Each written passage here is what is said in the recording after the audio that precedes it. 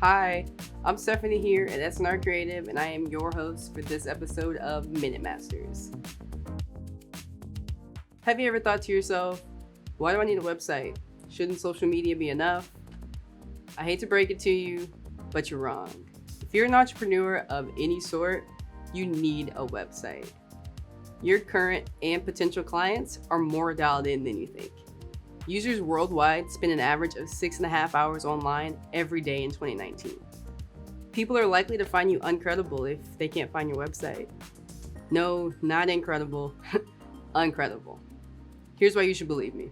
Having a website gives you traction on search engines like Google. Rather than having your audience speak on your brand for you, you have full control of the narrative here. And honestly, do you want to depend on an ever-changing algorithm on social media?